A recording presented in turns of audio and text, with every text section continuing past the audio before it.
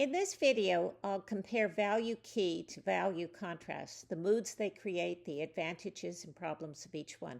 And it's in my newly rewritten book, The Art Instruction Course, which now involves color and light. I'll leave a link below this video because I can't seem to get the old Art Instruction Course out of Amazon. So look for color and light. And all the information is my own, but I had AI approve of all of it, so I know that it's correct and concise.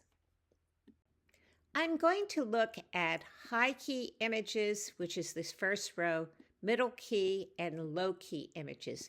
And the value keys are like a melody, an octave higher or lower, and it largely determines the mood. And then I'm going to look at value contrast. This row is low value contrast, mid contrast, and high contrast. And they determine the image's clarity and readability as well as its graphic impact.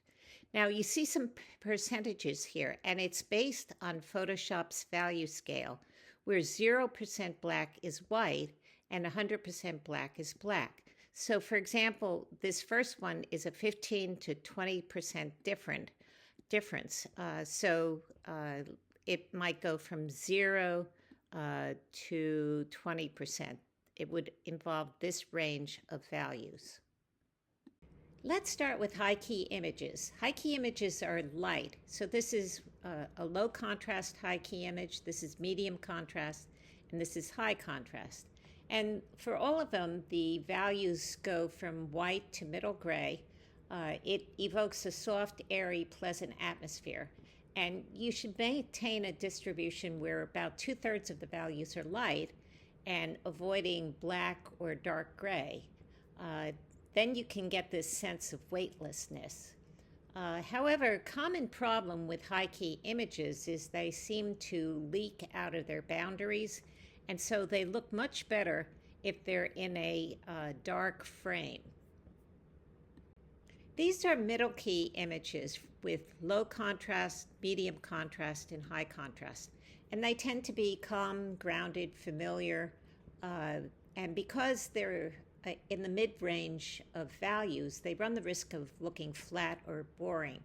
So you should probably put lights and darks next to each other at the focal point, or have some interesting color contrasts. These are low-key or dark pictures that have low contrast, medium contrast, and high contrast. And low-key images occupy the dark end of the spectrum for value, and they go from middle grays to black. They suggest loneliness, mystery, and weak illumination. And to maintain this dim atmosphere, you must exclude white, which would appear out of place, and break the illusion of a dark environment.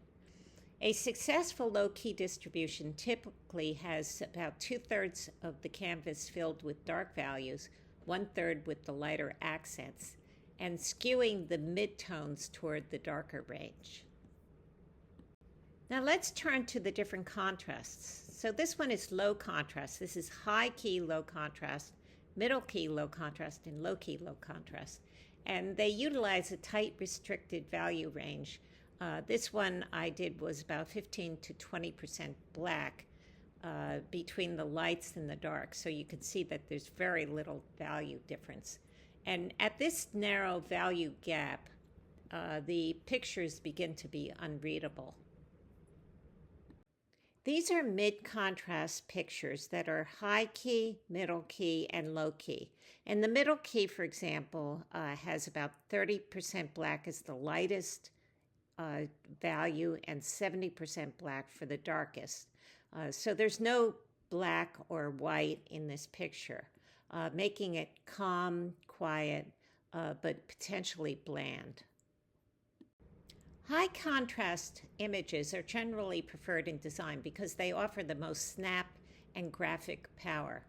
By stretching your light and dark gap to 65 to 90% difference, you're ensuring that your composition remains clean, highly readable, and striking, regardless of which key you choose.